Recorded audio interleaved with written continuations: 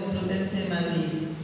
Es seleccionado entre los mejores jóvenes investigadores del mundo para participar de la reunión del Premio Nobel de Economía en Lindau, Alemania. Es autor del libro Economía para herejes, desnudando los mitos de la economía ortodoxa, varias veces bestseller en Amazon. Ha dado más de 30 ponencias en universidades de Perú, España, México y Alemania. Tiene papers publicados en revistas académicas de distintos países como Estados Unidos, de la India, y tiene también material especializado exclusivamente de su autoría. Gestiona un canal y una página web que superan el medio millón de visitas. Es miembro honorario de la Asociación Nuestra América de Alemania, miembro del Consejo de Redacción de la Asociación Economía Crítica y Crítica de la Economía de España y del portal público GT de Guatemala, además es bloguero de Infocatólica. Es ganador del Premio Excelencia Prima AFP por haber ocupado el primer puesto durante todos sus años de estudio y de la beca Presidente de la República otorgada por el Estado peruano. Ha realizado cursos en la Universidad de Harvard y en la Universidad de Tsinghua de China. A sus 28 años ha llegado a ser docente en destacadas universidades, incluso a nivel de maestría, dictando prácticamente todos los cursos centrales de la formación del economista, como economía general, microeconomía, macroeconomía, estadística, econometría, historia del pensamiento económico y otras. Como apologeta se ha desempeñado en labor de autor, conferencista y docente. Como docente universitario, y es autor del libro Dios existe, el libro que todo creyente deberá y todo ateo deberá leer. Y fue presentado en la Facultad de Teología Pontificia y Civil de Lima. Es también autor de Dios sí existe, cómo defender esta verdad ante ateos, agnósticos e incluso creyentes, y del recientemente publicado libro ¿Cuál es la religión verdadera? Todos estos libros han estado entre los más vendidos en Amazon. Ha dado muchas conferencias sobre distintos temas en espacios académicos de Perú, España y Alemania, que están en gran cantidad disponibles en YouTube. Ha participado de varios debates en defensa de la fe católica contra ponentes de relevancia internacional, como el representante de la Asociación Peruana de Ateos, el fundador de la Academia Peruana de Filosofía y Ciencia, el presidente de la Asociación Islámica de Sufismo en Perú. Ha concedido entrevistas sobre apologética a medios como Religión en Libertad, a Infocatólica, donde también tiene su portal, y Rincón Apologético. Por eso es que lo hemos invitado para dar esta conferencia, que pensamos que es un ámbito fundamental de resistencia sobre la apologética atomista en ámbitos académicos. Muchas gracias, Dante. Y hace muy poquito nos enteramos que, hace unos días, que se enteró, ayer fue el cumpleaños de su esposa y está esperando para ser papá.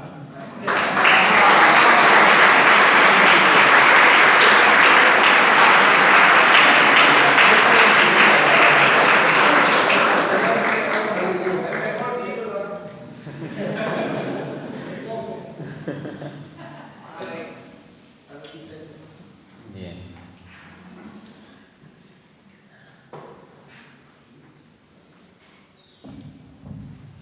Soy una nada con pecado encima, decía Santa Catalina de Siena. Con más razón lo podría decir yo. Y siendo eso así, siendo que soy simplemente una nada con pecado encima, pues lo único que puedo pedir es que el Espíritu Santo me eche una manita por amor a su pueblo para que yo pueda decir algo valioso en este encuentro, que estoy muy contento de que me hayan invitado. La verdad es que hay muy grandes ponentes y bueno, no entiendo cómo me he colado por ahí, pero bueno, aquí estoy. Vamos entonces a la cuestión. 10 consejos para hacer apologética, un enfoque tomista. A ver, vamos a demarcar el marco conceptual, el título. Apologética, ¿qué es la apologética? Bueno, la apologética es una palabra que se deriva de apología, que significa hacer defensa. Apologética, por lo tanto, es hacer defensa de la fe, pero hacer defensa de la fe por medio de la razón. Desde esta perspectiva, el apologista es alguien que fundamentalmente está en la batalla de la fe en el marco del mundo, porque tenemos un mundo que es hostil a la fe y especialmente hostil a la fe católica. O sea, tenemos por supuesto cierta hostilidad a la creencia en general en Dios de parte de los ateos y agnósticos y cierta hostilidad con respecto al cristianismo en general. Pero si hay alguien que se lleva de modo muy particular las hostilidades como si fuera un imán de atraer la hostilidad del mundo, es la Iglesia Católica. ¿Ok? Entonces, parte de la resistencia y del combate católico, parte fundamental, es la apologética. Porque si nos atacan, tenemos que hacer defensa. Y hay quien dice que la mejor defensa es el ataque. Y bueno, parte de mi metodología apologética, que voy a desarrollar un poco en esta ponencia, es que sea una apologética ofensiva. Y voy a explicar ofensiva en qué sentido. ¿Ok? Pero eso, entendamos lo que es la apologética. Y es parte de la tradición de la Iglesia. Tenemos ya desde los padres de la Iglesia a santos apologistas, como San Justino Mártir, que disputaba contra los judíos, por ejemplo en su diálogo contra Trifón. O tenemos a San Ireneo de Lyon, qué extraordinario padre de la Iglesia. Se escribió un libro que está en 5 tomos titulado Contra los herejes. Y es un compendio extraordinario del siglo II, de cómo desde la fe católica combate a las herejías que había en esa época. Tenemos a Orígenes en el escrito contra Celso, tenemos a Agustín, que tiene un montón de escritos titulados contra alguien. O sea, está haciendo defensa de la fe frente a los que atacan a la fe. Ya en el apóstol Pablo tenemos un ejemplo de lo que es la apologética, como voy a pasar a mostrar con citas bíblicas en esta conferencia.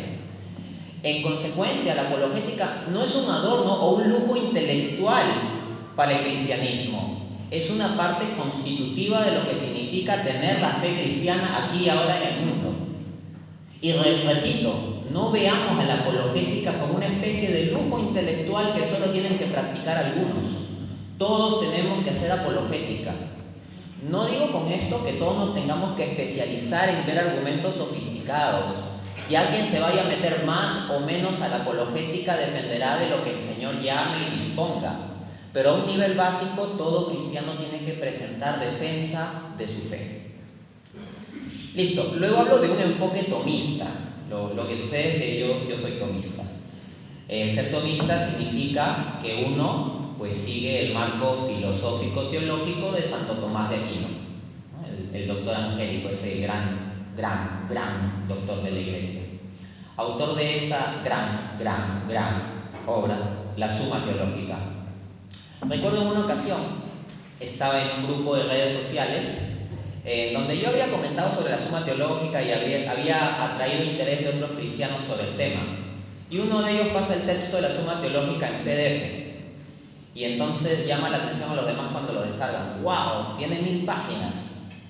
Y yo digo, qué raro, lo descargo, digo, amiguitos, por si acaso, acá dice que este es el tomo 1 de 4.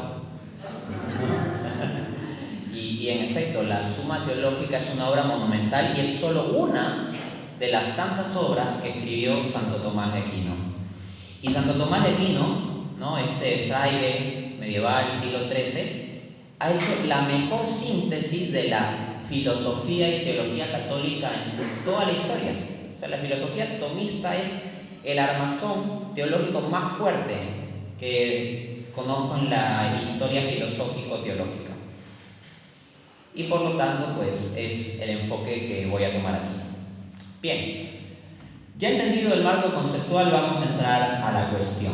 10 consejos para hacer apologética desde un enfoque tomista. Voy a tomar básicamente 2 fuentes.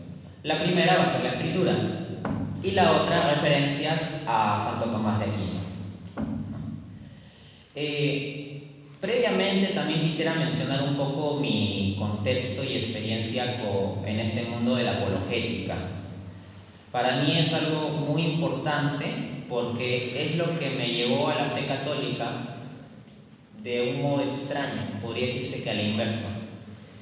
Yo en determinado momento de mi vida llegué al ateísmo y no cualquier ateísmo, sino un ateísmo particularmente hostil al catolicismo. De hecho, tenía como objetivo intelectual el destruir doctrinalmente a la Iglesia Católica, a la cual veía con certeza como la mayor mentira que pudiera existir. Desde esa perspectiva me puse a estudiar todas aquellas doctrinas, todos aquellos enfoques de pensamiento con los cuales yo pudiese atacar al catolicismo. Así pues revisé la filosofía atea, agnóstica, el materialismo, el liberalismo, el marxismo, el agnosticismo, religiones no cristianas, budismo, hinduismo, judaísmo, islam. Y luego dentro del cristianismo incluso comencé a investigar a la Iglesia Ortodoxa, las diferentes denominaciones protestantes e incluso sectas como mormones, testigos de Jehová, adventistas. Todo esto con el objetivo de obtener las mejores armas de donde sea para atacar a la Iglesia Católica. Y es en ese proceso en que termino dándome cuenta que la verdad que yo buscaba estaba allí donde yo suponía que estaba la mayor mentira de todas. ¿Y cómo fue que me fui dando cuenta de eso? Pues básicamente al toparme con la apologética y especialmente con la apologética de Santo Tomás de Aquino. ¿Okay? Entonces, cuando yo hablo de la importancia de la apologética, en cierto modo estoy hablando de la importancia de lo que Dios dispuso como medio para que yo esté aquí, en lugar de que sea un ateo que viva atacando a la fe que aquí se comparte. ¿Okay? Entonces, yo pues llevo en esto de la apologética unos 12 años aproximadamente, ¿no? Desde mi conversión hasta ahora estoy comprometido con esto de la apologética y he participado en diversos debates, he publicado libros sobre el tema y por lo tanto lo que les quiero transmitir es que estos consejos para hacer apologética, estos 10 consejos no son una reflexión intelectual aislada, sino que salen desde la vivencia. Ojo, y desde la vivencia, no en el sentido de la perfección, sino en el sentido de aprender en gran parte de los errores. Por poner un caso, la humildad es un consejo, pero yo no voy a decir que tengo la humildad de la Virgen María o de San Francisco de Asís, o la oración, pero yo no voy a decir que tengo la oración mística de San Juan de la Cruz, o sea, no, más bien yo soy un hombre sumamente defectuoso, pero es en medio de ese defecto, en medio de esa insuficiencia, que uno, apelando a la misericordia de Dios, va descubriendo lo que es importante, va descubriendo lo que es necesario, y en la medida en que vemos nuestras enfermedades, podemos ver con más claridad la medicina y la necesidad que tenemos de la misma. Entonces estos consejos, como digo, no nacen de una reflexión intelectual aislada, sino de la vivencia mía del ejercicio de la apologética, ¿no? Que en términos de mi actividad pública pueden verla en mi canal de YouTube. Simplemente en YouTube ponen Dante A. Urbina y van a salirle varios videos de debates, de conferencias, etc. Ok. Primer consejo. 1. Humildad. Podría haber dicho cualquier consejo, como el número 1, que el apologista tiene que estudiar mucho y que tiene que enfocarse bien en conocer las ideas del otro y en citar y refutar y aprenderse las falacias y todo eso, pero no. El consejo 1 es la humildad.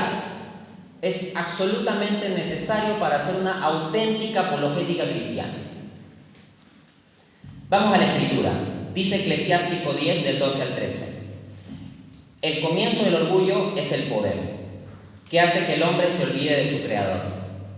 El pecador es un pozo lleno de orgullo del cual brotan las malas acciones. Esto es alucinante. Vamos a desglosar la idea. El comienzo del orgullo es el poder. ¿Qué pasa cuando el apologista, por manejar argumentos, por saber de física y de biología y de patrística y de ética y de la historia de la iglesia y de la historia de la modernidad y la posmodernidad y de términos en griego y en arameo y todo eso se ensorbece conocimiento? Ya saben esa frase, el conocimiento es poder. ¿Pero qué nos está diciendo aquí? El comienzo del orgullo es el poder. Entonces, un grave peligro que corre el apologista, si es un apologista verdaderamente bueno que profundiza en los conocimientos, o diría más bien verdaderamente hábil que profundiza en los conocimientos, es que caiga en el orgullo. Porque tiene ese poder de argumentar, tiene ese poder de ganar discusiones, tiene ese poder de citar, de refutar, de aplastar, de demostrar. Es un poder. Y ese poder puede hacer que uno se corrompa. Y por lo tanto uno no debe olvidarse del Creador. Y para eso se requiere humildad, porque acá dice, el comienzo del orgullo es el poder que hace que el hombre se olvide de su Creador. Cuando el apologista cree que él puede hacer la defensa de la fe por lo que estudia, o por su esfuerzo, o por su inteligencia, o por su carisma, o por sus títulos, o sus doctorados, o sus diplomados, o lo que sea, y no atribuye esto fundamentalmente a un don y ayuda de Dios, pues está destaminado. Se olvida del Creador y su labor es puramente humana, y no llega al verdadero objetivo, que es transformar mentes y corazones. ¿Ok? Entonces, hay que tener cuidado con eso. Como decía este apologista cristiano C.S. Lewis, la humildad no consiste en que hombres inteligentes piensen que son tontos, sino en que los hombres inteligentes reconozcan que esa inteligencia les viene dada por Dios. Y así como hay algunos hombres que, por ejemplo, nacen con el pelo rubio, pues Dios les concedió a ellos ser inteligentes. Pues eso. Decía Santa Teresa, ¿no? La humildad es andar en la verdad. Eso de que alguien que es inteligente diga, no, yo soy tonto, es un poco una falsa humildad, un autoengaño. No, la verdadera humildad es que te acuerdes del Creador, que cualquier cosa que tienes la has recibido, no es algo que tú hayas construido o de lo cual tú seas propietario, tú simplemente eres administrador. Y eso, el apologista es un administrador de ese don de Dios, de poder defender la fe por medio de la razón. No es el propietario de la fe, ni el propietario de la razón. Es alguien que ha recibido un carisma para servir al Señor ayudando a los hermanos. Luego dice, el pecador es un pozo lleno de orgullo. Entonces se ve del cual brotan las malas acciones, o sea, se ve a la soberbia como un pecado muy, muy grave. Y aquí viene la enseñanza de Santo Tomás. Santo Tomás de Aquino, Summa Theologica Secunda Secundae, cuestión 162, artículo 6, respuesta. Dice el santo, abro cita: la soberbia posee la máxima gravedad, porque en otros pecados el hombre se aparta de Dios por ignorancia, por flaqueza o por el deseo de otro bien. Pero en la soberbia se aparta de Dios porque no quiere someterse a Él o a su norma. O sea, la soberbia es un desprecio de Dios, en donde uno termina centrándose en sí mismo y en sus propios objetivos, y en sus propios títulos, y en sus propias habilidades, y en sus propias circunstancias, y no en Dios. Y eso es muy grave. Recuerdo aquí a San Agustín que decía, en la ciudad de Dios, 2 amores construyeron 2 ciudades. El amor de Dios, el amor de sí mismo, hasta el desprecio de Dios, que es la soberbia de la que nos habla Santo Tomás, el amor de sí mismo hasta el desprecio de Dios construyó la ciudad del mundo. El amor de Dios hasta el desprecio de sí mismo construyó la ciudad de Dios. Entonces el apologista tiene que ser alguien que con la fuerza de los argumentos construya la ciudad de Dios. Pero eso se hace desde el amor de Dios hasta el desprecio de sí mismo. Dice Proverbios 3:5: confía en el Señor con todo tu corazón y no te apoyes en tu propia inteligencia. La gran tentación del apologista es apoyarse en lo que ha leído, en lo mucho que puede haber leído, las muchas conferencias que ha escuchado, su gran habilidad para el debate, su gran habilidad para la oratoria. Y todo esto está muy bien, hay que leer y eso lo voy a recomendar luego, y hay que entrenarse en el debate y hay que entrenarse en la oratoria, pero todas esas cosas son instrumentos, son medios y son asuntos subordinados. De lo que uno depende en última instancia siempre va a ser del Señor, y es en Él en quien tenemos que apoyarnos con todo nuestro corazón, no en nuestra propia inteligencia. Hay hombres muy inteligentes que, apoyados en su propia inteligencia, ¿saben en qué han terminado? En crear herejías. San Agustín ya decía que las herejías las creaban hombres grandes, hombres inteligentes. O sea, cualquier mequetrefe mediocre no es el que crea las herejías. Las herejías las crean tipos que se creen muy, muy inteligentes, que entienden la fe mucho mejor de lo que han entendido toda la tradición de la Iglesia durante toda la historia, ¿no? Y ese es un peligro, que de repente vienen apologistas cristianos a negar doctrinas que han sido parte del depósito de la fe cristiana durante siglos. Por ejemplo, hay un apologista cristiano bastante famoso, bastante conocido, William Lane Craig, que niega la doctrina de la simplicidad divina. Pero resulta que esta doctrina es parte del depósito de la fe cristiana. No, ni siquiera digo católica, de la fe cristiana en general.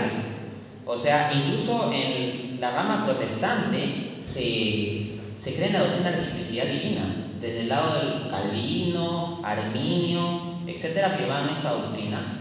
Pero ya fuera de eso, que para nuestro contexto es irrelevante, tenemos a los padres de la Iglesia, desde el siglo II, afirmando esta doctrina, luego San Agustín, a Santo Tomás.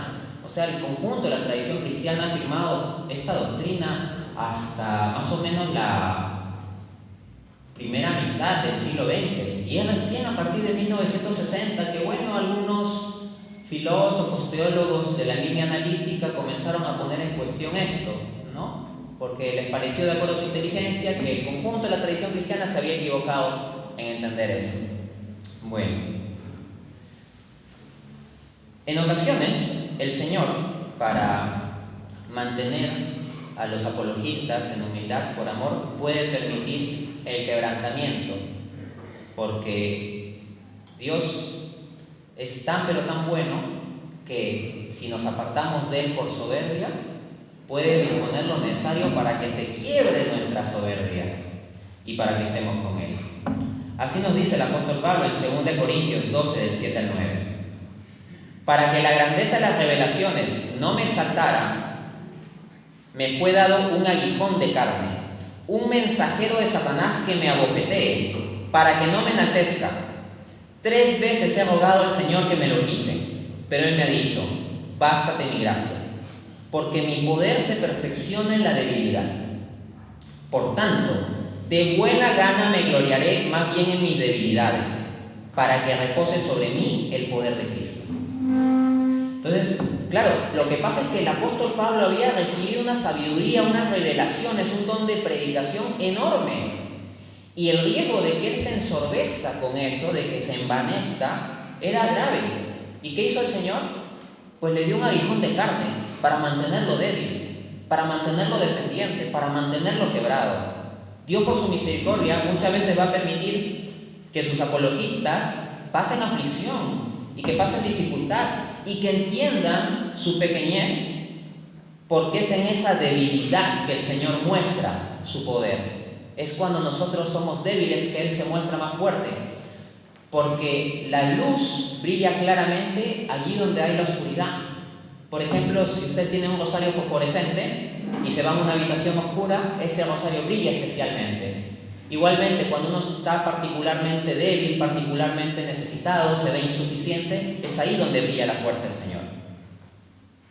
Entonces tenemos que recordar todos, y en especial el apologista, que tiene el riesgo de la soberbia por causa del conocimiento, que somos pecadores y que somos débiles. Así podemos repetir siempre la oración del corazón: Señor Jesucristo, Hijo de Dios, ten piedad de mí, que soy un pecador. Segundo consejo, la oración. La oración es absolutamente central para el apologista. Y voy a hablar de la importancia de prepararse y leer, pero antes es importante señalar lo de la oración. Muchas veces está la tentación de que el apologista se obsesione en leer a los padres de la Iglesia y en leer de física y astrofísica y metafísica y física cuántica y biología y pues ver un montón de videos de debate en YouTube y todo eso está muy bien. Pero si se olvida la oración, estamos graves, porque la sabiduría que debe animar a la apologética no es la sabiduría de este mundo, sino la sabiduría que viene del Señor. Y eso nos viene a través de la oración. Leemos en la Escritura: si alguno de ustedes carece de sabiduría, pídala a Dios, el cual da a todos con abundancia y sin reproche. Santiago 1:5.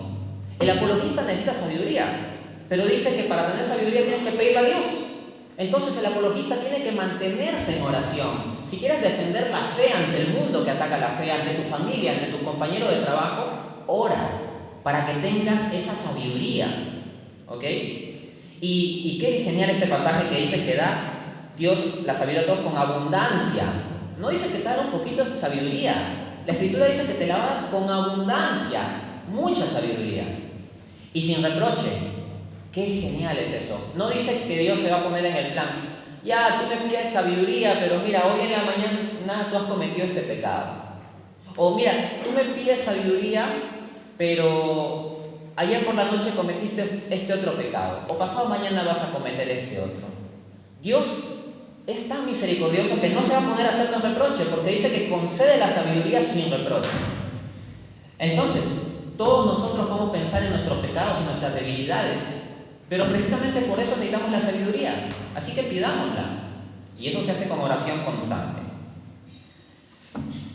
Resulta que la oración tuvo un papel muy importante en la apologética de Santo Tomás. Cualquiera que haya leído la precisión, la agudeza con la que escribía Tomás de Aquino se da cuenta de que estamos hablando de algo extraordinario.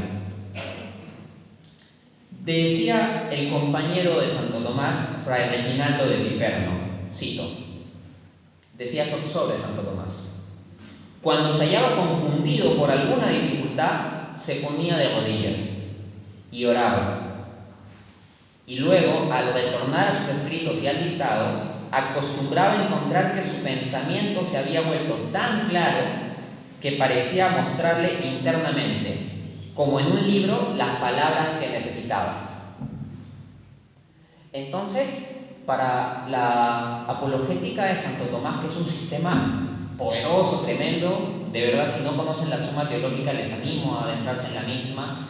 Tengo en mi canal de YouTube un video donde doy algunos consejos para entender mejor esto en su contexto, que se llama el Sistema de Apologética Tomista.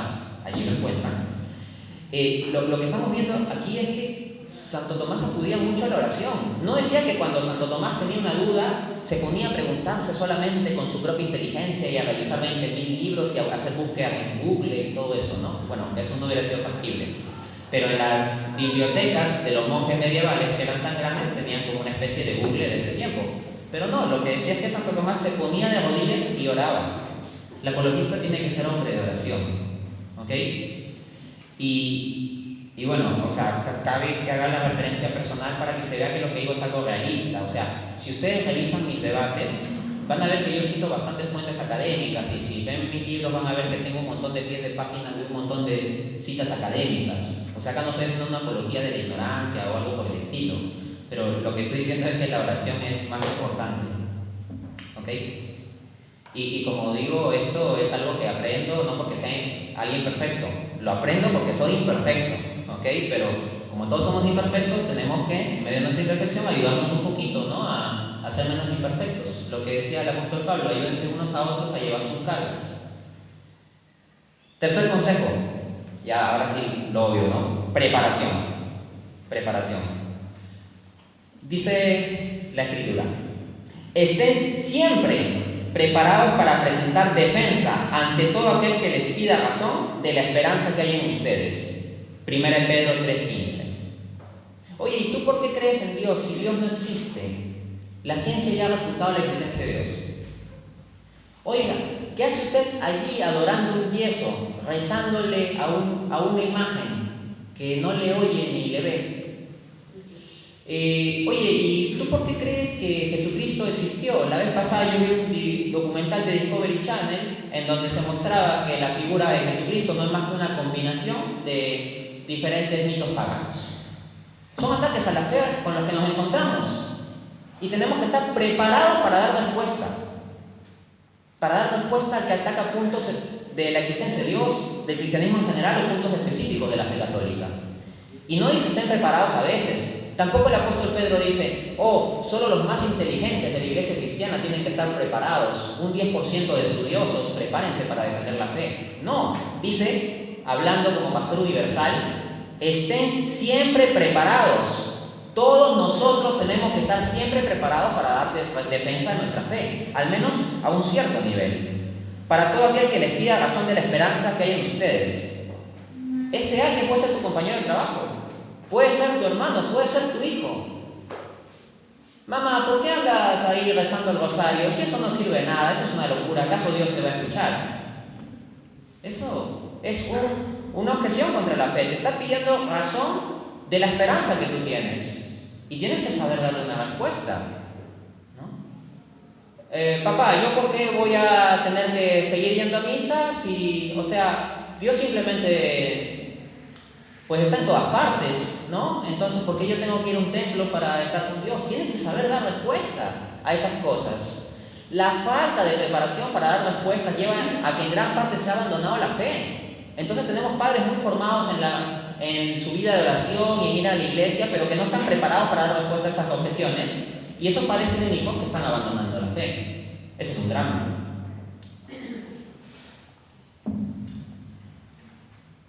Pues bien, por supuesto, aquí he de decir que una muy buena preparación para la defensa de la fe es la filosofía de Santo Tomás, ¿no?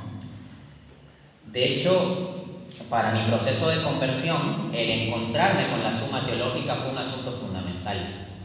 Fue para mí como chocarme contra un muro de piedra, y yo pensé que era un muro de piedra, pero después alzo la vista y no era un muro de piedra, era una estatua absolutamente enorme y me había chocado con la punta de un dedito del pie. ¿Okay? Un monumento apologético, el sistema tomista. Y ya el Papa Juan XXII, citado por Pío XI en Studiorum Ducem 1923, numeral 10, decía: un hombre puede sacar un mayor provecho de sus libros en un año que de meditar durante toda su vida las enseñanzas de otro. Se refería a Santo Tomás. O sea, acá el Papa Juan XXII está diciendo que leyendo a Santo Tomás durante un año puede sacar mayor provecho que meditar durante toda la vida la enseñanza de otros, de los teólogos personalistas y los teólogos existencialistas y tantos apologistas modernos. Miren, yo me conozco bien a los apologistas modernos que están de moda, a los teólogos de la iglesia que están de moda y también a los principales apologistas protestantes y los filósofos analíticos, y todos ellos los conozco muy bien y los cito y todo ese tema. Pero cuando yo los comparo en su profundidad y amplitud filosófica con Santo Tomás, me parece poco. Así que doy razón a lo que dice Juan XXII. Asimismo, dice Santo Tomás de Aquino en De Modo Studendi, cito al santo: trata de entender todo lo que leas y de verificar todo lo que sea dudoso. Eso implica la preparación, que trates de entender todo lo que leas. Y eso implica un esfuerzo, pues, o sea, tratar de entender la Biblia, tratar de profundizar en el significado de la Escritura, implica un poco entender el contexto histórico, implica un poquito ver algunas cuestiones de hebreo, arameo, griego, ¿no? Asimismo, pues, Santo Tomás dice, verifica todo lo que sea dudoso. Por ejemplo, si alguien dice, es que Jesucristo es una copia de los mitos paganos, porque resulta que Jesucristo nació el 25 de diciembre y también hay como 12 dioses paganos que nacieron el 25 de diciembre. Y uno se lo cree como tonto. No te lo creas. Anda, verifica dónde están las fuentes históricas, no un blog de cualquier sitio del internet o una publicación de Facebook, sino las fuentes históricas originales de las culturas antiguas, egipcia, sumeria, griega, que diga que, no sé, que Apolos, que Mitra, que Osiris nacieron el 25 de diciembre. No hay tal cosa, ¿no? Pero tenemos que verificar. En ocasiones un protestante puede presentarte una cita de un padre de la iglesia contradiciendo claramente una doctrina católica. Y a veces buscas esa cita y no existe. Hay casos de citas patrísticas falsas. ¿Okay? Que pueden, si buscan en internet citas patrísticas falsas, por ejemplo, en la página apologéticacatólica.org hay algunos casos documentados. O citas que se sacan de contexto.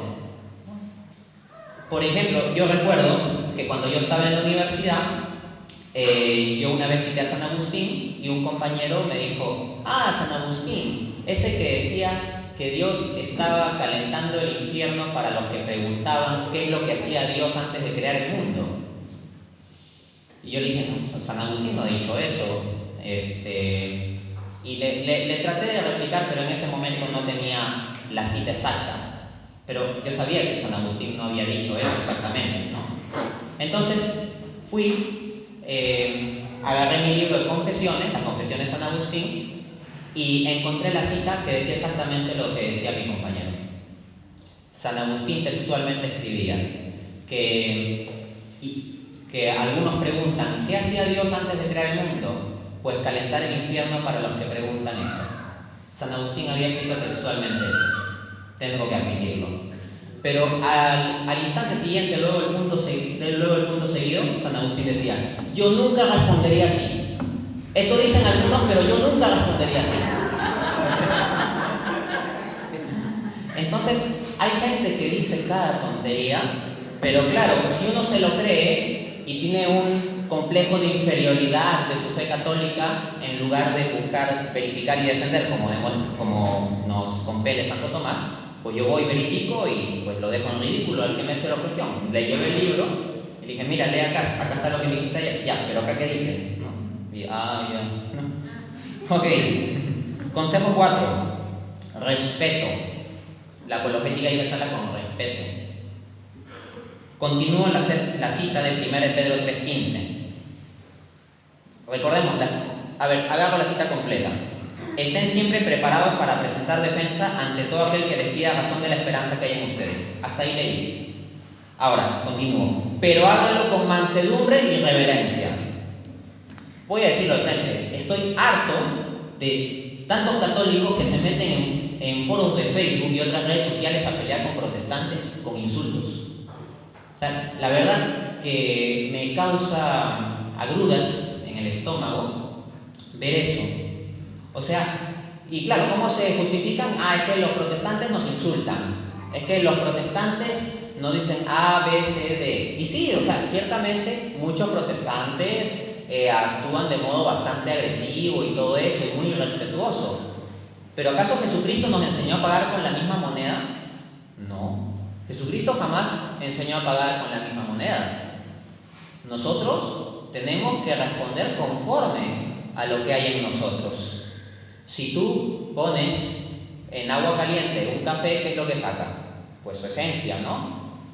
Entonces igual, pues te sometes al agua caliente del ataque que hay hacia tu persona, hacia tu fe, a ver qué es lo que sacas, ¿no? Y si lo que sacas es simplemente más ataque, es que tu fe es un tanto superficial. Entonces, me parece que mucho de la apologética católica en redes sociales se ha reducido a un nivel deplorable de ponerse a insultar al ateo o al protestante. En específico, pues hay unos clichés un tanto tontos, ¿no? Hay católicos ahí que a los protestantes le dicen protestontos, ¿no? Y ya, o sea, suena gracioso, jaja, qué vivo que soy, le estoy diciendo protestonto. Ya, pero ¿qué logras con eso? O sea, ¿cuál es tu objetivo con eso? ¿Generas más gracia con eso? No hay nada. Entonces, acá dice que se haga con mansedumbre y reverencia. ¿Y con quién tienes que mostrar mansedumbre y reverencia? Con aquel que te está pidiendo razón de tu fe. Y en ocasiones te lo va a pedir de modo agresivo.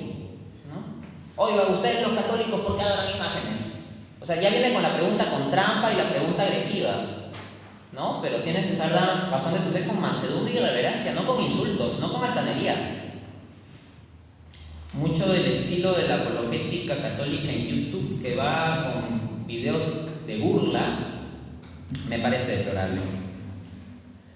Dice Santo Tomás de Aquino, a ver, ya, acaba el tema. Hay que hacer la apologética pues con caridad para el hermano, y lamentablemente veo muchos apologistas o llamados apologistas católicos que tratan a pues todos los demás con desprecio, y eso no es correcto. Por ejemplo, se dice, todos los protestantes son unos mentirosos. A ver, acá hay que hacer una distinción.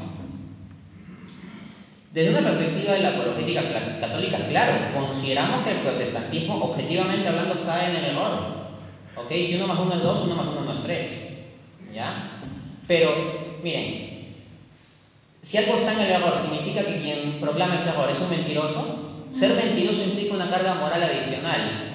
Por ejemplo, yo cuando estaba en la primaria, a veces me equivocaba en la tabla de multiplicar, pero la profesora, cuando veía mis errores, no me decía, niño Urbina, usted es un mentiroso, ¿no? Me decía que yo estaba en un error, probablemente, tal vez me podía decir que era tonto, burro, ignorante, pero no me llamaba mentiroso, porque el mentiroso implica una carga moral con conciencia de la verdad, aún así dice algo que no es verdad. Pero entre los no católicos que atacan la fe católica pueden encontrarse muchas personas que no tienen una conciencia clara de cuál es la verdad y sinceramente están atacando la fe. Eventualmente estas personas, si de verdad son sinceras, en la medida en que les sepamos explicar bien las cosas, pues vendrán a la casa del Padre. Así, por ejemplo, el cardenal Newman, que pues lo tenemos tan en alto concepto por su defensa de la fe católica, realizó muchos ataques a la fe católica antes de convertirse. Pero el tipo era un hombre sincero, pues, era un hombre sincero. Entonces hay ocasiones en que hay personas sinceras que sinceramente están en el error. Lo que tenemos que hacer es aprovechar esa sinceridad para llevarlos a la verdad. Pero si automáticamente le llamamos mentirosos a todos, ya estamos creando una barrera. O por ejemplo, que alguien diga, a todos los pastores protestantes son unos embaucadores y hacen todo eso por dinero. A ver, la teología protestante, en todo aquello que contradiga la fe católica, está objetivamente errada. Pero eso no implica que todos los pastores que sigan esa teología conscientemente digan, está errada, pero conscientemente voy a enseñar este error y me voy a llenar de plata. Ciertamente hay muchos pastores que son embaucadores, pero dentro de ellos no faltará el que pueda ser sincero. A algunos de ustedes les puede sonar muy chocante esto, pero a ver, voy a tratar de apelar a los conversos, a ver si nos entendemos. Pensemos en Scott Hahn. Scott Hahn, ese pastor protestante, convirtió al catolicismo. ¿Qué piensan? Que Scott Hahn, antes de su conversión, era un pastor protestante que tenía el objetivo de embaucar a la gente y que él sabía que la fe protestante era mentira, pero aún así engañaba a la gente para llenarse de dinero. No, Scott Hahn era un tipo que creía sinceramente que su teología protestante era verdadera. Eventualmente se dio cuenta que estaba en el error. Pero no es que fuera un mentiroso o un embaucador. Entonces automáticamente llenar a la gente objetivos de embaucador y mentiroso no contribuye, y en términos argumentativos es simplemente una falacia ad hominem. Yo sé que estoy chocando al decir esto con mucho del estilo que se tiene hoy en día en la apologética en redes sociales, en círculos más fundamentalistas de apologética. Pero bueno, Jesús dijo que él iba a venir a ser signo de contradicción, y si yo intento ser su discípulo, pues alguna cuota de eso me tendré que llevar. Quinto consejo: seriedad. Dice el apóstol Pablo, hablándole a Timoteo, te repito, y fíjense eso, Pablo dice te repito, o sea, es algo que ya Pablo está insistiendo. No te metas en discusiones vanas y sin sentido que solo inician pleitos. Según de Timoteo 2:23.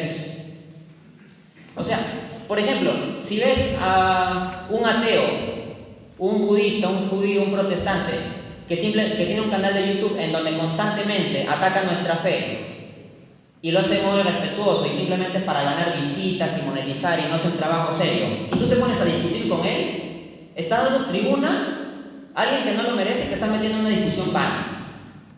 O sea, hacer la apologética debe hacerse con seriedad.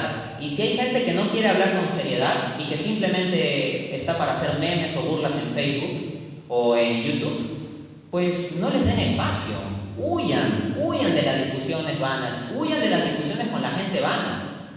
O sea, si hay alguien que se pone a insultar, no sigas discutiendo con esa persona. Y esto es lo que diría Jesús. Mateo 7:6. No den lo santo a los perros, ni echen perlas a los cerdos, no sea que las pisoteen y se vuelvan contra ustedes y los despedacen.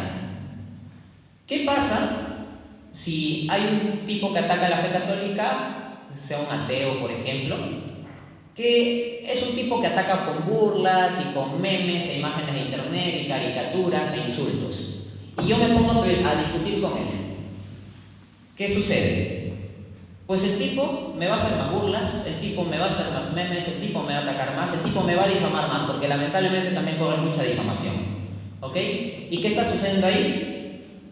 No sea que las pisoteen, o sea, pisoteen las perlas, pisoteen la sana doctrina y se vuelvan ustedes y lo despedacen. Entonces a uno lo despedazan calumniándolo, lo despedazan haciéndole memes, haciendo videos estúpidos. Entonces si hay gente que haga eso, pues dejémosla que pase como el agua del río, como el soplo del viento, no les demos más espacio, no se metan en discusiones vanas. Si alguien comienza con insultos a la fe o a decir simplemente estupideces, pues ahí corten la conversación y le pueden decir, mira, yo no voy a hablar con insultos, o yo no voy a hablar con memes, yo quiero hablar con argumentos, así que ahí lo dejo, podrá ser en otra ocasión si cambiar de disposición. No convirtamos a la apologética en un asunto de riñas.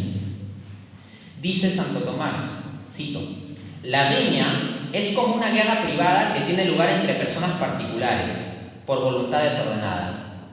Fíjate eso, una guerra entre personitas particulares. Y hoy en día, en el mundo del mundillo de la apologética católica, de YouTube, en gran parte de ese mundillo se están dando peleas personales, en que la persona con nombre propio A ataca a la persona con nombre propio B, y luego entra la persona con nombre propio C a defender a A, y después A se pelea con C, y después entra D a decir que todos somos unos tontos, etc. O sea, y se termina todo convirtiendo en una pelea personal, no en defender la causa general del Evangelio, sino en defenderse uno mismo. Entonces el apologista, en vez de defender la fe, defiende su propia persona. ¡Qué tontería! Uno esforzarse en defender su persona, uno que es un pecador. Sigo con la cita de Santo Tomás. Por eso implica siempre pecado. Es pecado mortal en quien ataca a otro injustamente. En quien se defiende, en cambio, puede darse sin pecado, pero a veces es pecado venial, otras incluso pecado mortal. Claro, si te atacan injustamente, estás en tu legítimo derecho a defenderte. Por ejemplo, si a mí me calumnian, yo puedo defenderme.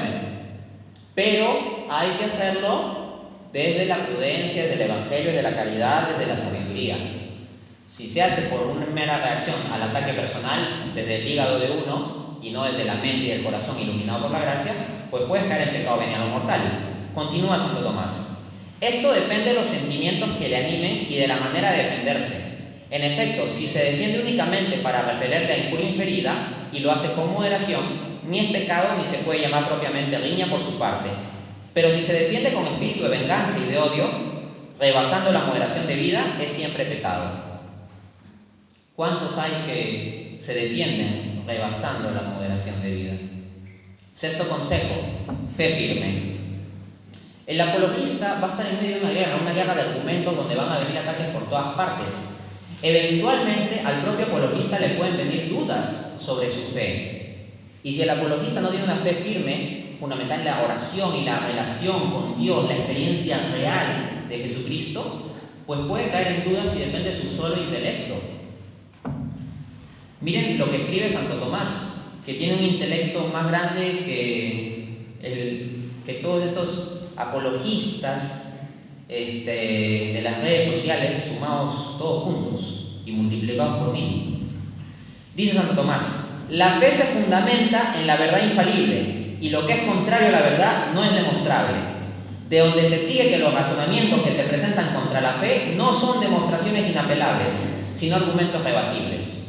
O sea, el apologista con su fe firme tiene confianza en que toda verdad de fe es eso, es una verdad, y si encuentra argumentos en contra de esa verdad de fe, sabe que esos argumentos se pueden rebatir. Ojo, esto implica no que, por ejemplo, yo piense que yo puedo rebatir todos los argumentos. Uno tiene que ser humilde, tal vez puedo decir, yo en este momento no puedo rebatir este argumento, pero por mi fe firme yo sé que esto de que dice la fe es verdad. Por lo tanto, me voy a mantener investigando. Tal vez voy a leer más, voy a preguntarle a alguien que esté más profundamente metido en este tema, etc. Pero hay que confiar. En lugar de que uno automáticamente se ponga a dudar, oh, ¿será mentira mi fe? No, hay que tener fe firme y seguir buscando y estudiando, y se van a encontrar respuestas. Ya lo prometía nuestro Señor, Mateo 7:7. Busquen y encontrarán. Llamen a la puerta y se les abrirá. Entonces, ¿hay ataques y surgen preguntas y dudas sobre nuestra fe? Sí, pero también hay respuestas. Búsquenlas. Las respuestas no siempre van a ser automáticas, pero busca respuestas, pregunta a personas, explora en internet, lee buenos libros, mira buenos videos de YouTube y eventualmente vas a encontrar respuestas. Busca y encontrarás, pero no seas flojo y esperes que te den todo en la boquita ya masticado. Sé diligente. Séptimo consejo, carácter combativo. Si esto es mi enfoque de apologética ofensiva, la mejor defensa es el ataque. Decía Chesterton en su libro Santo Tomás de Aquino, refiriéndose a Santo Tomás: estando resuelto a argumentar, a hacerlo con honestidad, a contestar a todo el mundo, a tratar todos los temas, escribió suficientes libros como para hundir un barco o abastecer una biblioteca. Y eso que murió relativamente temprano, en la mitad de la vida. Probablemente no podía haberlo hecho en absoluto si no hubiera estado pensando incluso cuando no estaba escribiendo, pero sobre todo pensando combativamente. O sea, Santo Tomás pensaba en términos de combate, de vamos a refutar a los maniqueos, vamos a refutar a los musulmanes, vamos a refutar incluso herejías que ahorita se me están ocurriendo, que pueden surgir en el futuro y que tenemos que refutar ahora. Muchas de las objeciones que contra la fe católica surgieron en el siglo XVI, ya saben con qué evento histórico, fueron previstas por Santo Tomás en la Suma Teológica. Por ejemplo, hoy en día los católicos nos atacan muy comúnmente con el tema de las imágenes. Lee el artículo de Santo Tomás sobre el tema de las imágenes y te encuentras respuestas directas a esos ataques que nos vienen a hacer hoy en día. ¿Okay? Continúo con la cita de Chesterton. En su caso, esto por cierto que no requiere pensar en forma amarga, despectiva o hostil, pero sí combativamente. De hecho, el que está dispuesto a desdeñar es generalmente el hombre que no está dispuesto a argumentar. Por eso es que en la literatura reciente han habido tan pocos argumentos y tanto desprecio. Claro, hay mucho desprecio contra la fe católica. Pocas veces hay buenos argumentos. A desprecio como, eso es simplemente cosa de viejas que rezan el rosario, o esos son temas medievales, o tu pensamiento es arcaico, o simplemente, ustedes son idólatras. O sea, puros adjetivos, puro desprecio y no auténticos argumentos. En cambio, Santo Tomás sí se ponía en el asunto de pensar combativamente. Y hay una anécdota genial, verídica de Santo Tomás, en que a Santo Tomás lo invitan a un gran banquete en el palacio del rey San Luis. Y están pues todos hablando y conversando y bebiendo, algo así como nosotros a la hora del asado, ¿no? Y ahí ese monje, grande y gordo, sentado ahí a un costado, todo absorto en sus pensamientos, y de repente, este tipo raro da un puñetazo sobre la mesa y dice: y eso refuta a los maniqueos. Y claro, fue alucinante porque se hace un silencio y todos lo miran, qué loco. Y lo que hizo San Luis, un rey santo, es que pidió a sus escribanos que vayan donde Santo Tomás y escriban absolutamente todo lo que diga, porque de seguro se le ocurrió un argumento buenísimo y tenía miedo de que se le olvide. Piensen en Napoleón, haciendo siempre sus estrategias de guerra. Ahí, aunque estaba comiendo, podría estar pensando en la guerra. Bueno, Santo Tomás, infinitamente más noble que Napoleón, estaba siempre pensando en guerra también, en la guerra contra los maniqueos, la guerra contra los musulmanes, la guerra contra los judíos, pero no la guerra de la violencia con las espadas, sino la guerra del intelecto, la guerra para conquistar las mentes y los corazones. Pero estaba en guerra el tipo, siempre en guerra, siempre en combate. Y a esto nos llama la Escritura, 2 Corintios 10:5. Derribando falacias y toda altivez que se levante contra el conocimiento de Dios, todo pensamiento humano lo sometemos a Cristo para que lo obedezca a Él. Mira lo que te dice Pablo. Pablo no te dice que los cristianos no tenemos que pensar o que tenemos que cometer suicidio intelectual o ser estúpidos o algo así. No, lo que está diciendo es que todo pensamiento humano lo sometamos a Cristo. Entonces, no es que no tengamos que tener pensamiento, tengamos nuestro pensamiento en el servicio de Cristo. Eso. Y si hay pensamiento que no está al servicio de Cristo, con soberbia, son falacias que se levantan contra Dios, pues destruyámosla. ¿Que suena duro? Bueno, sí, pero ahí lo dice Pablo, derribando falacias y toda altivez que se levantan contra el conocimiento de Dios. Si tenemos que combatir el ateísmo y el agnosticismo y el relativismo y el posmodernismo y a las religiones falsas y a las denominaciones que enseñan cosas contra la verdadera fe, pues hay que hacerlo. Hay que derribar esos pensamientos, hay que exhibir esas falacias. El propio Pablo hacía esto, no era puro consejo, Pablo llevó esto a la práctica. Hechos 17, del 16 al 18, cito: mientras Pablo los esperaba en Atenas, su espíritu se enardecía dentro de él al contemplar la ciudad llena de ídolos. Así que discutía en la sinagoga con los judíos y con los gentiles temerosos de Dios.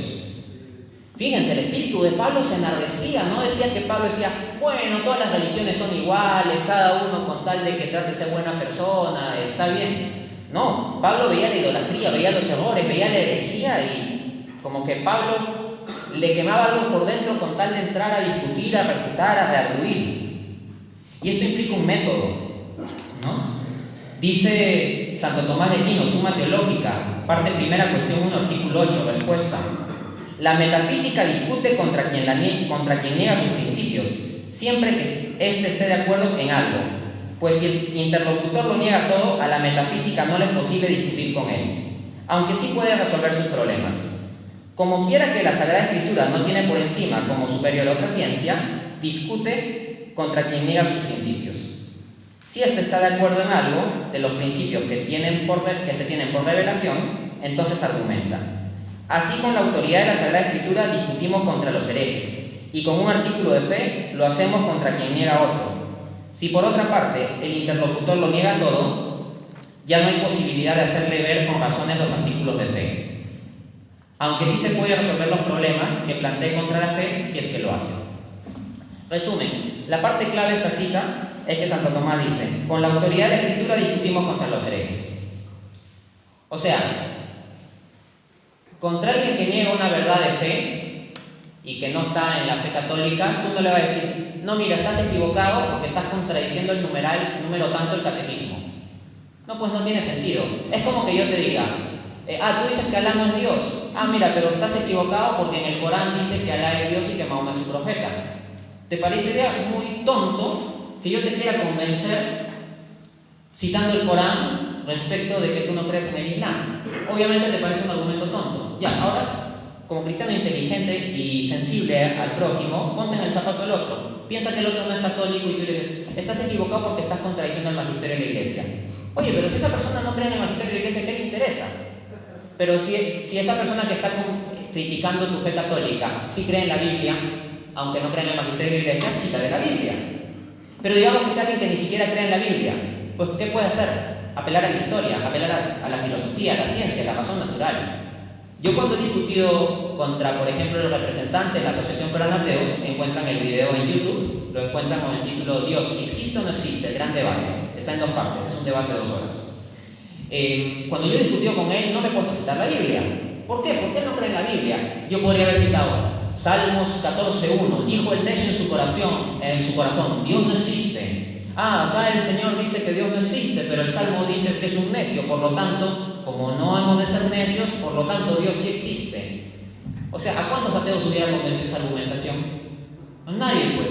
Entonces yo entro con metafísica, con filosofía, con ciencia, a armar argumentos para la existencia de Dios, y me he encontrado con que hay personas que eventualmente del ateísmo han pasado a creer, y varios de ellos han tenido la fe católica en específico.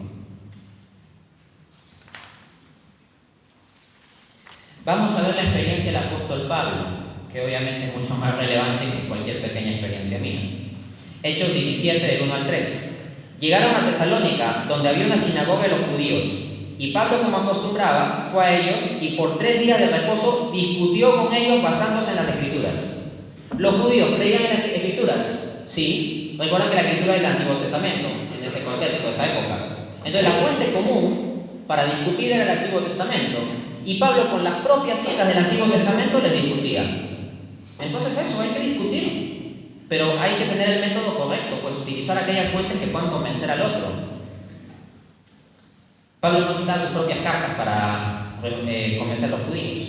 No decía, es que tú estás contradiciendo Gálatas 2:4. Ok.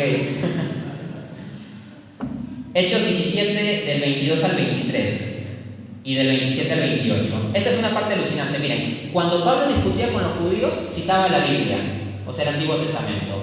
Pero cuando Pablo discutía con los paganos, no citaba la Biblia. Y se lo muestro. Entonces Pablo, puesto de pie en medio del Areópago, el Areópago es el centro cultural de Atenas, de los griegos, paganos, dijo: varones atenienses, en todo observo que sois muy religiosos, porque pasando y mirando vuestros santuarios, hallé también un altar en el cual está la inscripción, al Dios desconocido. Al que vosotros adoráis, pues, sin conocerle, es a quien yo os anuncio, y no está lejos de vosotros. porque en Él somos, nos movemos y existimos. Eso está entre comillas. O como algunos de vuestros propios poetas también han dicho, porque somos linaje suyo.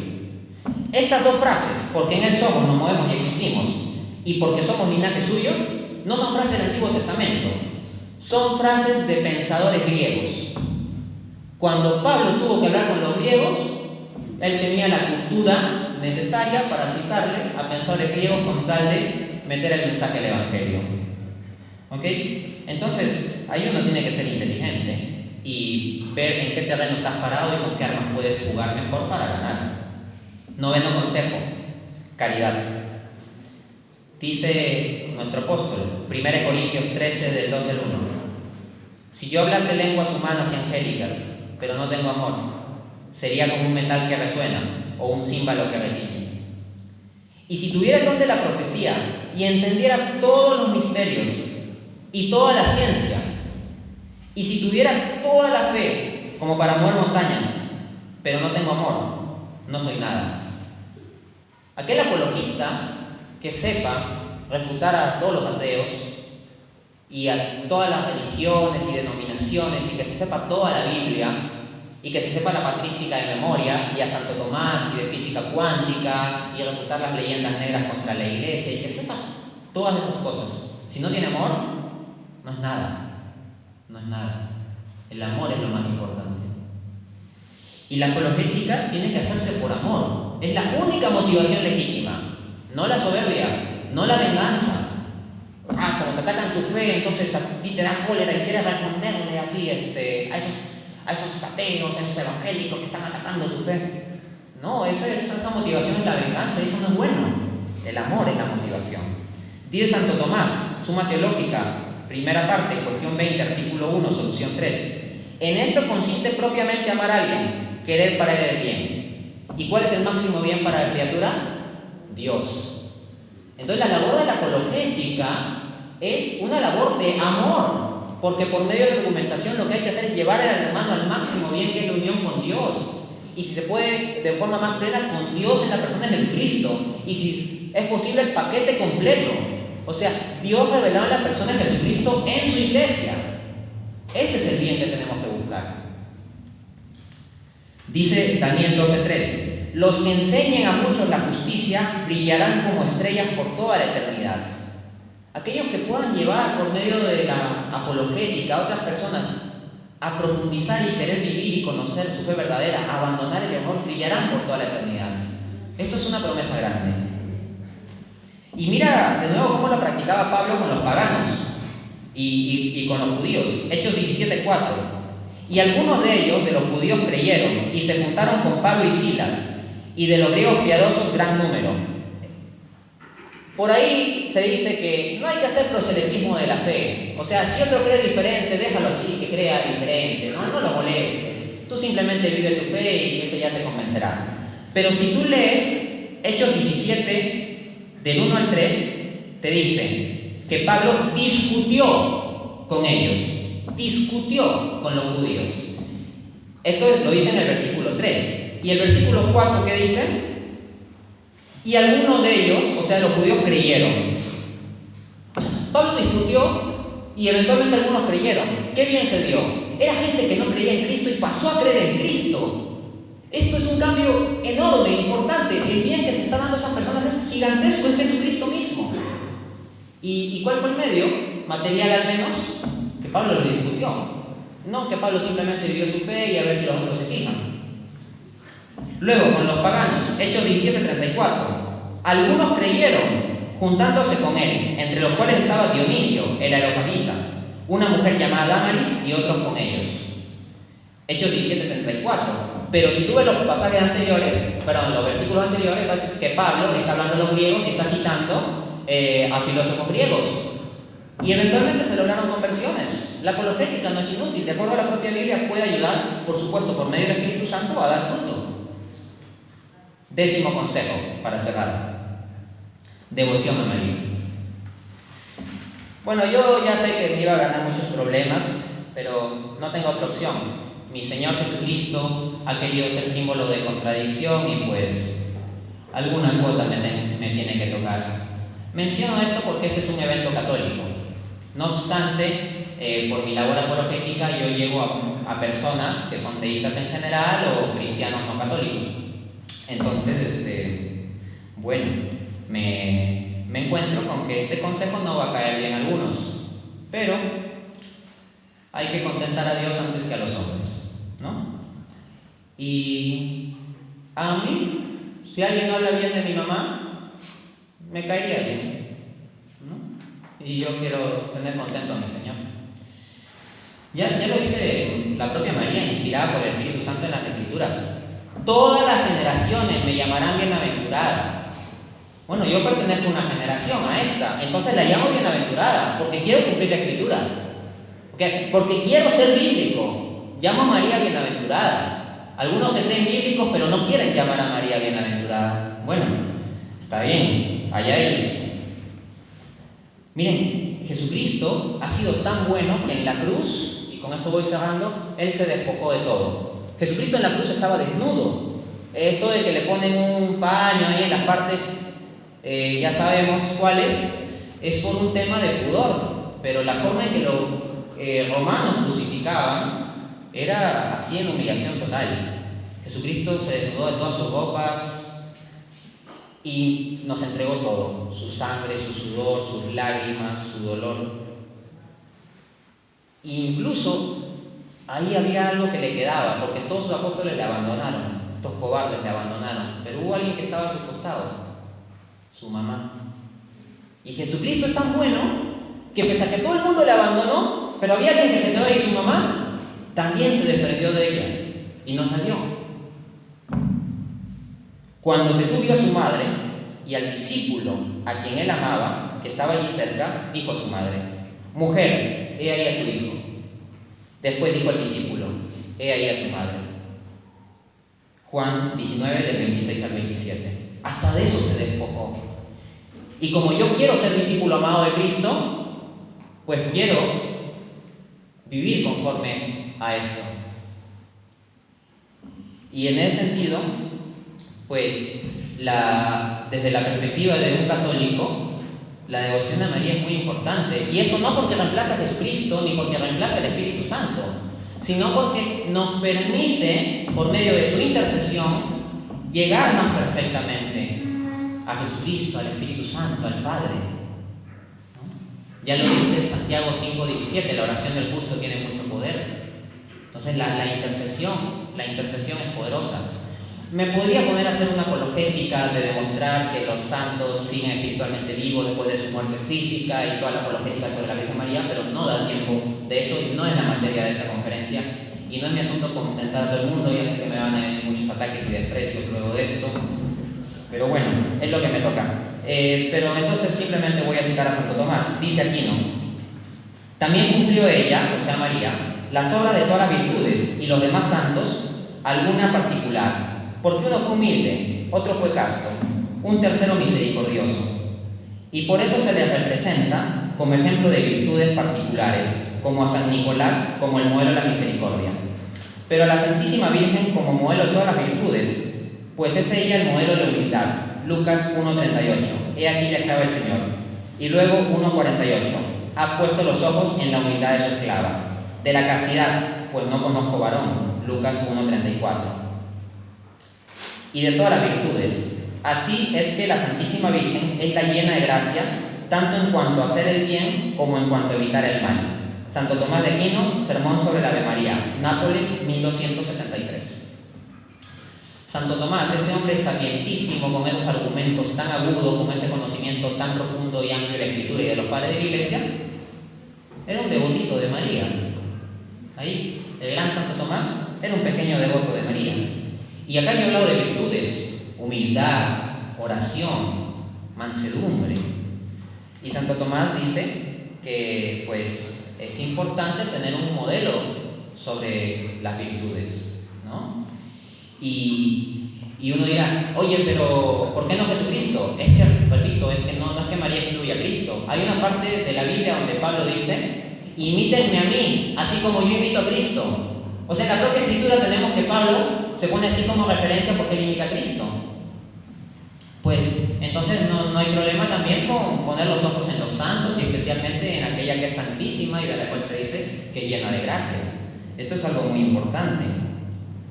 Y más importante porque somos tan pecadores. Somos tan pecadores. Dice Santo Tomás en el mismo sermón: en todo acto de virtud la puedes tener como auxilio. Entonces necesitas practicar más la oración. Pide la intercesión de María, que interceda ahí ante Dios para que te conceda el poder orar más y mejor. Te falta la humildad. Pide la intercesión de María para que ella interceda ante Dios. O sea, vamos, cuando rezamos el Ave María decimos, no, ruega por nosotros. O sea, entendemos que María ruega ante Dios para conseguirnos gracias. Dice Santo Tomás también en el mismo sermón: le conviene el nombre María, que significa estrella de los mares, porque así como por la estrella del mar se dirigen los navegantes al puerto, así también los cristianos se dirigen a la gloria por María. Y repito, ya sé que me voy a ganar problemas, burlas, desprecios por esto, pero he de decir lo siguiente. Lo poco que he podido desarrollar de apologética, con todas mis conferencias, debates, libros publicados, etc., más que a mi estudio, más que a mi esfuerzo, lo debo a la intercesión misericordiosa de la Virgen María, que ella intercede ante Dios para poder conseguir un poquito de gracias para este pobre pecador. E incluso si sigo vivo y si puedo estar aquí, el solo hecho de que siga vivo, yo sé que es por una intercesión poderosa, que ella me consigue la gracia de Dios para que yo pueda seguir en esto. Entonces, en última instancia, termino con lo que empecé. Soy nada con pecado encima. Pero si puedo hacer apologética, es porque hay una madre que intercede ante mi Padre que está en el cielo, pues para que me mantenga alimentado a este pobre y pequeño hijo. Gracias.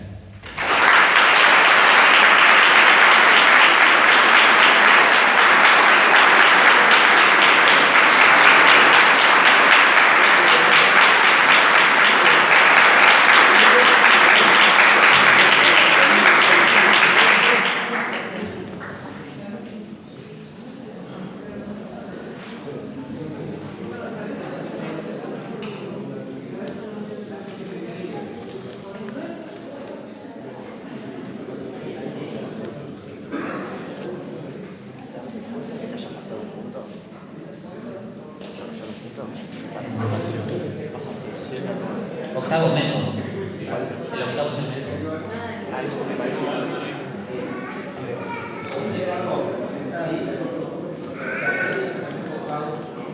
Bien.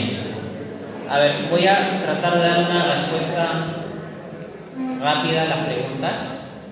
Son bastantes preguntas, entonces voy a procurar dar respuestas muy rápidas. ¿Sí? ¿Alguna indicación? Más preguntas. Wow. Ya. Creo que por ahí se dijo que algún punto faltó mencionar. El octavo. Sí lo mencioné, pero creo que no dije tan claro el nombre. Octavo método. Ya, el punto octavo es método. ¿Ya? De hecho, vamos a hacer un listado rapidísimo. 1, humildad. 2, oración. 3, preparación. 4, respeto. 5, seriedad. 6, fe firme. 7, carácter combativo. 8, método. 9, caridad. 10, devoción a María. A ver, son muchas preguntas. ¿Podría definir persuasión? ¿Dicho concepto es contrario a la apologética o es más bien una herramienta más? Bueno, la persuasión tiene que ver con utilizar los medios necesarios para que la persona que no cree en lo que tú crees pueda llegar a abrirse, a creer aquello en lo cual tú crees. Por lo tanto, esto está unido a la apologética. La apologética puede utilizar las armas persuasivas. Hay armas persuasivas legítimas.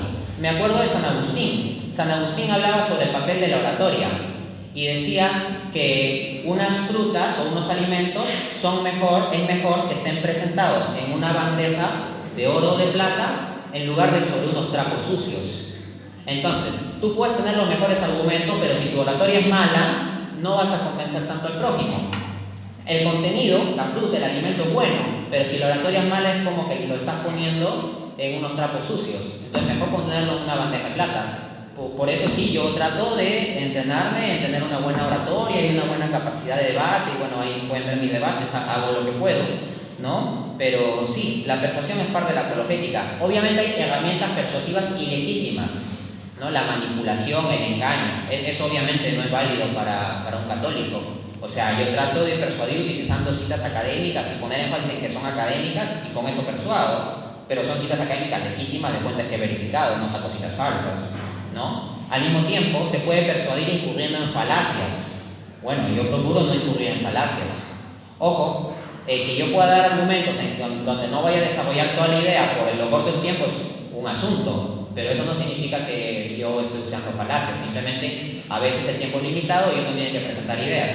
Por poner un ejemplo rápido, en una ocasión, en una entrevista, yo decía que los argumentos de la existencia de Dios partían de la creación para llegar a inferir al creador. Entonces salió un ateo diciendo, es que viene acá hay una falacia de petición de principio porque dice que se parte de la creación para llegar al creador, pero creación ya presupone creador.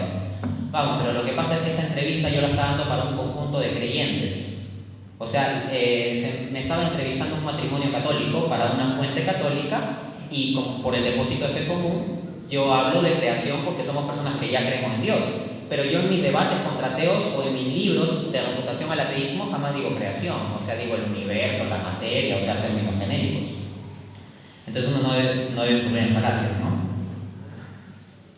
¿Cuál es su método de estudio para fijar información, si es que tiene alguno en particular?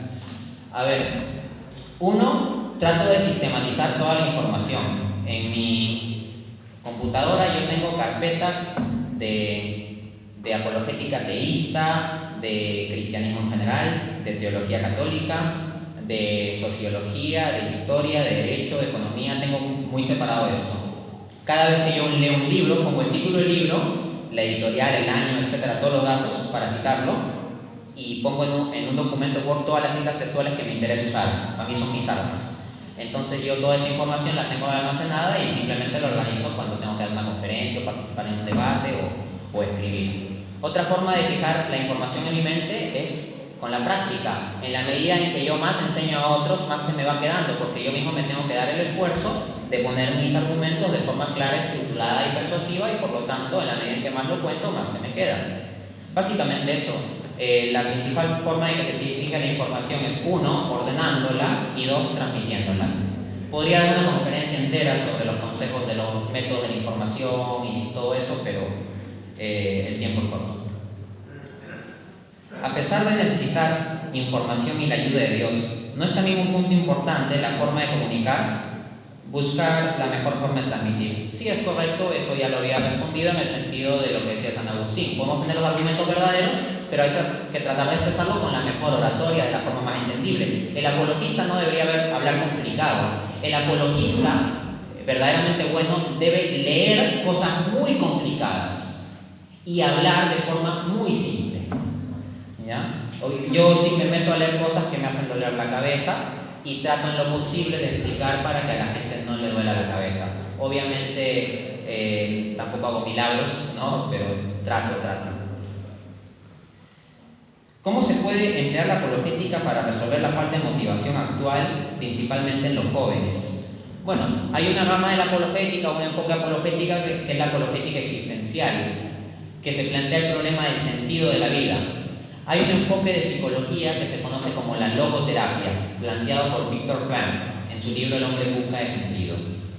Si leemos el Evangelio de Juan, dice al principio el Logos, y el Logos estaba con Dios y el Logos era Dios. O sea, ese Logos, esa razón subyacente al conjunto de cosas, es Cristo. Porque en Juan 1:14 dice, y el verbo, ese Logos, se hizo carne y habitó entre nosotros.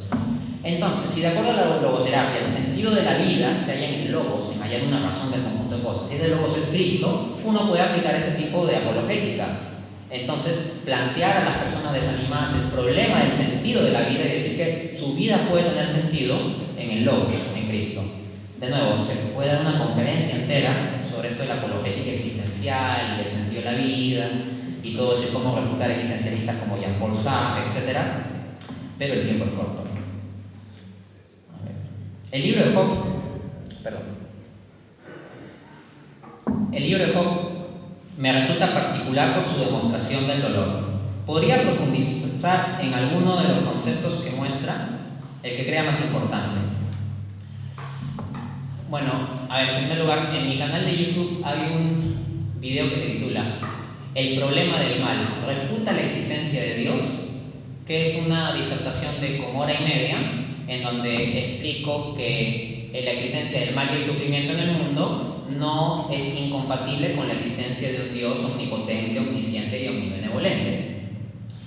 Entonces, quien quiera un desarrollo largo de esto del sufrimiento y la existencia de Dios lo puede encontrar ahí. Por hacer una reflexión sobre el libro de Job. Miren, yo creo que el libro de Job da una lección fundamentalmente de humildad, porque hay un momento en que Job, harto de los sufrimientos, encara a Dios y le dice: ¿cómo tú puedes permitir que me esté pasando todos estos sufrimientos? Si yo soy un hombre justo, yo siempre te he servido, yo no he mirado a ninguna mujer lujuriosamente, yo siempre he buscado cumplir mis deberes. O sea, Job se planteó como que él practicaba la justicia y no estaba mintiendo. Eso era lo interesante. O sea, Job cumplía todos los mandamientos. Pero ¿saben cuál fue el problema? El problema es que Job piensa que en ese momento de desesperación, que humanamente se le entiende, ojo, pobre tipo, ¿no? Pero humanamente en ese momento de desesperación, Job agarra sus propios méritos morales como una especie de depósito que él tuviera por sí mismo y que se lo puede sacar ante Dios. Y no. Ya decía San Agustín que Dios, cuando corona los méritos de sus santos, no está haciendo más que coronar sus dones. O sea, el hecho de que nosotros podamos practicar la justicia moral, de que podamos tener virtudes y ejercerlas, sean las que sean, es don de Dios. No es algo que nosotros, nuestra justicia moral, que vamos, somos tremendos pecadores. Pero bueno, la poca justicia moral que podamos tener no la podemos sacar como un elemento propio para decir a Dios: oye, mira, yo soy bueno y tú aún así me mandas esto, ¿no? Entonces, pese a que Job cumplía absolutamente toda la ley moral perfectamente, al final Dios se le muestra con grandeza y le dice: oye, mira, tú no eres nada. Y Job cae en una lección de humildad y tiene que reconocer: sí, no soy nada. Y eso es lo que tenemos que recordar, ¿no? Bien, a ver, por acá, lo mejor y lo peor de Aquino.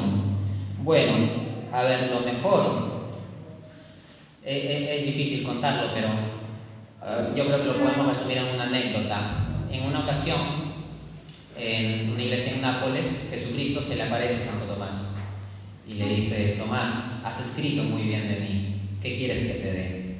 Y Santo Tomás pudo haber pedido muchas cosas. Chesterton reflexiona sobre esto y dice: Santo Tomás ciertamente no hubiera pedido mujeres, honores o placeres, pero sí había cosas que podía pedir. Por ejemplo, más tiempo de vida para escribir más libros, mayor inteligencia para refutar más objeciones, los manuscritos perdidos de Aristóteles que él tanto quería, o el manuscrito de Crisóstomo, o él podía pedir que Jesucristo le brinde nuevas ideas para refutar herejías, etc. O sea, había cosas interesantes que podía pedir. Y Santo Tomás respondió: te quiero solo a ti, Señor. Para mí eso es lo mejor de Santo Tomás. Lo peor, pues, es que murió joven, ¿no? Luego, ¿qué le faltó a Aquino por refutar? Bueno, claro, obviamente no va a poder cubrir todo. De hecho, a Santo Tomás dejó inconclusa la Suma Teológica. La Suma Teológica es un libro enorme, como digo, como 4.000 páginas, y ni siquiera está completo. ¿Okay? Entonces hay varios temas que quedaron pendientes. No me explayo más porque tengo un montón de preguntas. ¿Qué has hecho cuando no has encontrado respuesta por mucho tiempo o sin haber tenido tu consejo 6, sé firme? Bueno, si en algún momento he tenido alguna crisis de fe, que comúnmente no ha sido por temas de la apologética ni de argumentos, me ha aferrado a pedir intercesión de María, especialmente de la Virgencita de Guadalupe. Eso me ha ayudado bastante. ¿Ya? Pero cuando no he tenido respuestas por mucho tiempo, no recuerdo que me haya sucedido que yo haya pasado mucho tiempo sin respuestas. Yo soy muy obsesivo de tener todo muy claro. Y por lo tanto, si yo tengo alguna duda, no como, no duermo hasta que no logre una respuesta contundente a esa duda. Lo máximo que he logrado estar sin una respuesta satisfactoria a una duda habrá sido día y medio, así, porque de verdad no puedo vivir teniendo una duda. Y no me contento con cualquier argumento pequeño, necesito argumentos fuertes. De hecho, si ustedes leen mis libros, van a darse cuenta que es muy raro que yo dé una refutación a algo. Yo doy 2 o 3. O sea, si por ahí falla una, queda la 2 o la 3. ¿Ok? O sea, yo no me quedo tranquilo con nada. Eso me genera mucho estrés en mi vida personal, obviamente fuera de la apologética. Es muy bueno ese hábito para la apologética, pero estar revisando 80 veces si estoy trayendo el pasaporte cuando voy al aeropuerto no es tan bueno. Rápido. ¿Cómo es tu metodología de estudio para saber leer, estudiar tanto y tan claramente? Bueno, un poco lo que comenté, sistematizar la información, tratar de enseñar a los demás, hacer conexiones entre conocimientos y sobre todo la misericordia de Dios que me ayuda un poco, ¿no? Por decir un poco, porque yo soy muy poco, simplemente eso. Sirve debatir con personas que no valen la pena, pero que tienen mucha repercusión, para que esa mucha repercusión acceda a nuestra apologética. Respuesta a mi criterio personal, no. Por ejemplo, si hay un ateo muy famoso, que es un ateo que es muy conocido porque hace caricaturas y memes burlándose de la fe, no le des tribuna a ese tipo. O sea, ya puede ser muy influyente con sus estupideces de hacer caricatura y no le des tribuna, ¿no? Luego, si hay, digamos, un pastor protestante que ve las peleas apologéticas como una especie de show y que simplemente quiere ganar plata monetizando videos y poniendo títulos estrambóticos y miniaturas de los videos insultantes o ridículas, no le des espacio a esa gente, no deis las perlas a los cerdos. Uno dirá, oye, pero podría ganar más repercusión. Ya, pero por los medios del mundo no sacrifiquemos las virtudes y los fines que enseña el Señor. No deis las perlas a los cerdos. Por favor, Dante, recordamos la nota de tu top 10 de libros de apologética. Bueno, la encuentran en mi página web, simplemente entran a www.danteagurbina.com, hay un buscador en mi página web, ponen top y le va a salir un top 10 de libros de apologética teísta que yo recomiendo, y también un top 10 de libros de apologética cristiana que recomiendo, así que ahí lo encuentran. Es danteagurbina.com. Bueno, danteagurbina.com. Toda mi información en internet la encuentran así. ¿Qué les parece conveniente enseñar de la doctrina a adolescentes? Es decir, ¿qué es lo más importante para captar su atención e inculcarles el bien? La cuestión del sentido de la vida, la apologética existencial de la que les había hablado, es muy importante trabajarla como adolescentes, ¿ya? Luego, en los cursos de catequesis creo que debería haber secciones enteras para ataques comunes. La existencia de Dios, la Inquisición, que el cristianismo es simplemente una copia de mitos paganos, que los católicos adoran imágenes. O sea, debería haber una colección de los ataques más comunes contra la fe católica, y en los cursos de confirmación e incluso primera comunión debería darse formación de cómo responder a todo eso. Lamentablemente se tiene a la gente simplemente cantando el granito mostaza y nada más.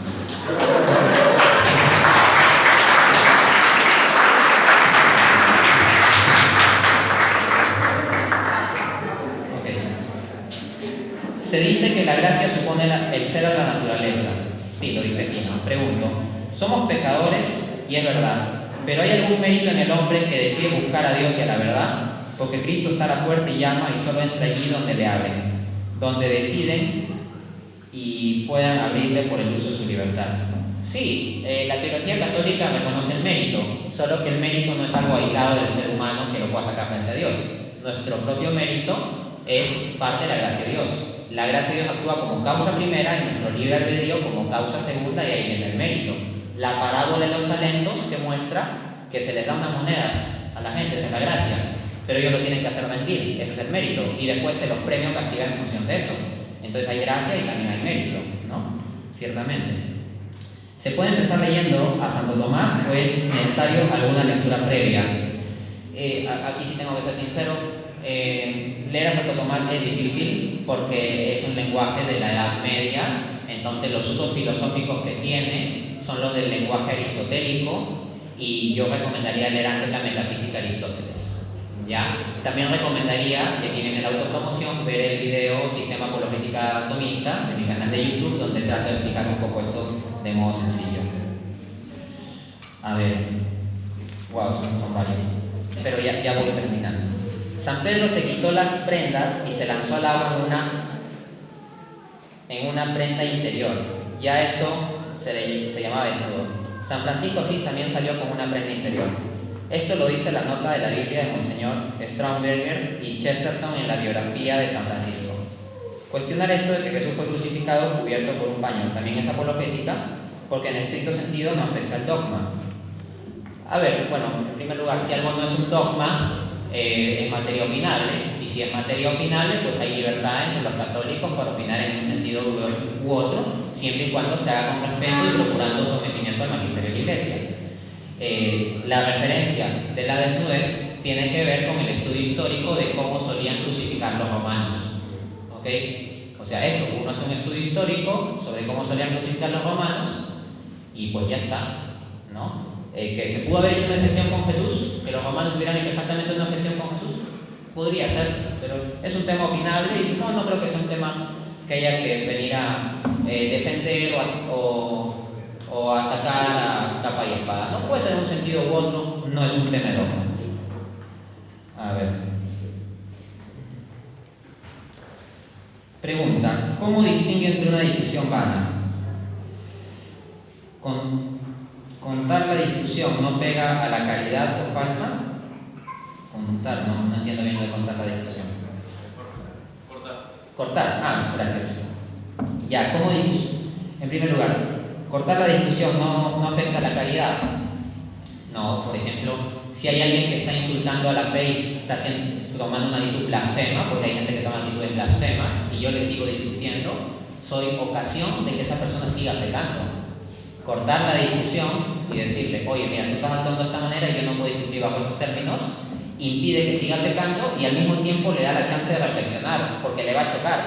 Si tú sigues discutiendo, él va a insultar más. Si tú le dejas de discutir, él se va a quedar como un tonto y va a decir, oye, estoy quedando como un tonto y puede examinar las cosas. ¿Cómo distinguir una discusión vana? Uno, cuando la persona es vana. O sea, cuando ves gente que hace cosas solo por protagonismo, dinero, show, etc., esa gente es vana. Otro, cuando la materia es vana. O sea, discutamos temas centrales, ponernos a discutir a asuntillos particulares, personales o opinables como temas apocalípticos, pues no viene el caso, ¿no? Luego me preguntan, ¿cuál es el mejor argumento para defender contra protestantes la condición de mediadora de todas las gracias de la Virgen María? Bueno, si alguien está interesado en estos argumentos, le sugiero leer el libro Las Glorias de María de San Alfonso María Ligorio. Es un excelente libro donde hay buenos argumentos para defender esto. No obstante, yo por un tema de estrategia sugiero lo siguiente. Con un protestante primero hay que discutir lo que sean dogmas definidos. Es una opinión piadosa que yo mantengo también el carácter de María como mediadora de todas las gracias. Pero no es, o sea, como un dogma oficial de la Iglesia. O sea, hay 4 dogmas sobre María.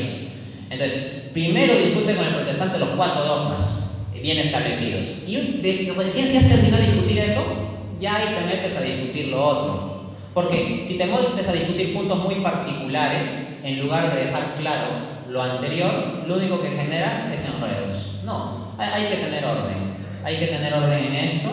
Y por lo tanto yo diría, primero, discute con ese protestante la virginidad perpetua de María, su maternidad divina, su inmaculada concepción, su asunción a los cielos. Una vez que están cerrados esos temas, pues bueno, o sea, si te ha dado la razón y no sea católico ya sería muy raro. O sea, si te ha dado la razón en todo eso, muy probablemente será católico y estará mucho más abierto para discutir este otro punto. Que de todas maneras no es un dogma definido, ¿no? Me preguntan cuál es el octavo consejo, como dije, el método, ¿no? Octavo consejo sin método. Última pregunta. En la apologética es válido y necesario buscar el punto en común para poder debatir o presentar la verdad de nuestra fe con los no cristianos. Como pregunta, respuesta, por supuesto que sí.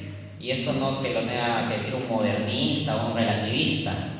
O sea, ya Santo Tomás escribió un libro libro llamado Suma contra Gentiles. Y en la Suma contra Gentiles Santo Tomás discutía contra los paganos, contra los musulmanes, los griegos, etc. Y Santo Tomás ahí no se ponía a citar la Biblia para refutar a los paganos, sino que utilizaba la sola razón natural para demostrar la fe cristiana. En consecuencia, sí, uno puede utilizar esos puntos comunes. La teología natural es parte del depósito de fe que tenemos.